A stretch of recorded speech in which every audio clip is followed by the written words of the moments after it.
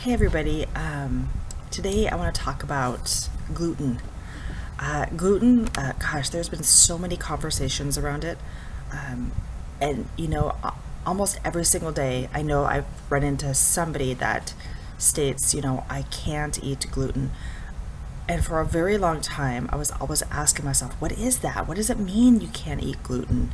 I don't understand. What's gluten? What's with all this concern around it?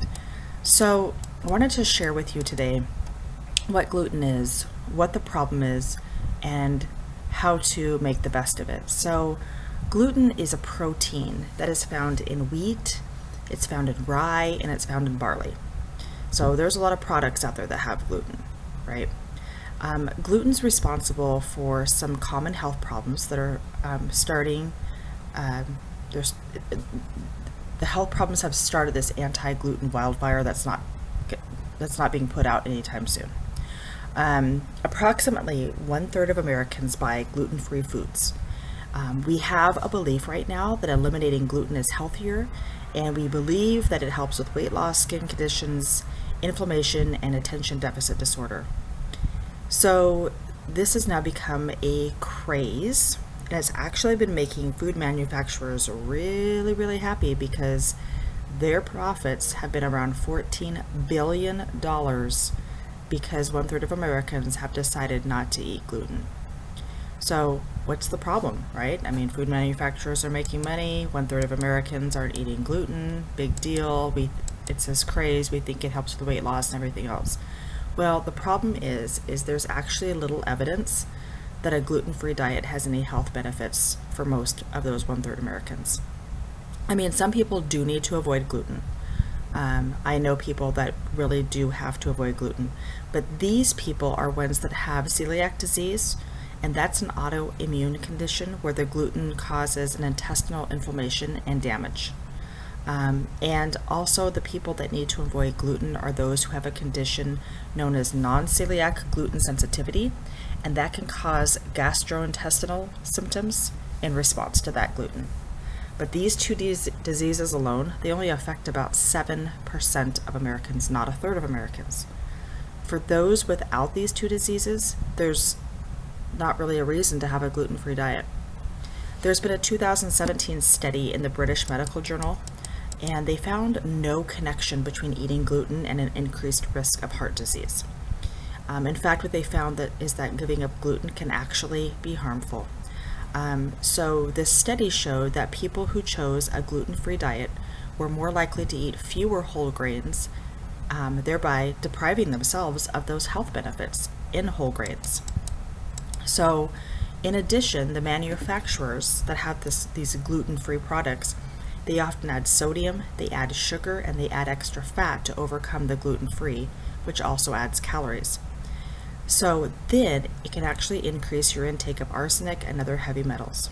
So this epidemiology study, I'm going to quote, people who were on a gluten-free diet had up to twice the amount of arsenic and 70% more mercury in their systems than people who were not. I read that and went, arsenic? What are you talking about? It's because gluten-free cereals, crackers, and pasta are often made with rice flour. So earlier with this blog, I talked about how I'm using Consumer Reports as my go-to. They're a very well-established company. They don't take money from manufacturers. They don't take money from products. They don't even have ads in their magazine. They do neutral studies.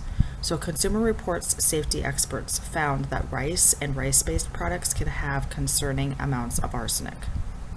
So here's some gluten guidelines. Eat whole grains. Eat whole grains. Everyone should be eating whole grains because they've been shown to prevent cancer and heart disease. They're also high in fiber that lowers your risk of type 2 diabetes, and they can help you lose weight because it makes you feel full. And then tip 2 is choose your gluten-free carefully. You're more likely to eat some no gluten foods. I mean, that's just, your vegetables and that type of thing, even if you aren't giving up gluten. But scrutinize your labels. And when you find a label that has high fat, has high sugars and sodium levels, consider passing it up, because to trade one for the other, it's defeating the purpose. So I want to talk about 5 healthy whole grains, and I have pictures in my blog, and I have that link down below. One healthy whole grain is amaranth, and with amaranth you serve it with whole fruits and nuts as a hot cereal, or with thyme or other herbs as a side dish.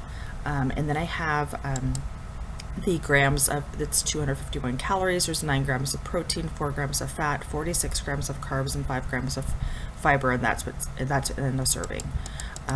Do you have to have one full serving? No, you can cut it in half. There's another one called Freeka. I haven't heard of that before, but it's a roasted young green wheat, and it can be used in any recipe in place of rice. This one has 173 calories, 8 grams of protein, only 1 gram of fat, 37 grams of carbs, and 5 grams of fiber. Another really good one is millet, and this is used to enhance flavor. You want to toast in a skillet before boiling, and what you can do with this is you can add it to salads or soups, and it can also be used for baking. And this one has 207 calories, 6 grams of protein, 2 grams of fat, 41 grams of carbs, and 2 grams of fiber. One of my favorites that I highly recommend is quinoa. You must rinse it before cooking, but you can use it as a base for chili or soup, or serve with herbs and onion as a side dish. And this one has 222 calories, 8 grams of protein, 4 grams of fat, 39 grams of carbs, and 5 grams of fiber.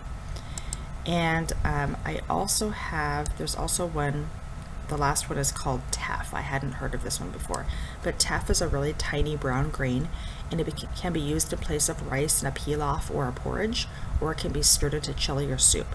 And this one has 255 calories, it has 10 grams of protein, 2 grams of fat, 50 grams of carbs, and 7 grams of fiber. So anyways, I hope this helps, and embrace the positive. Have a great day.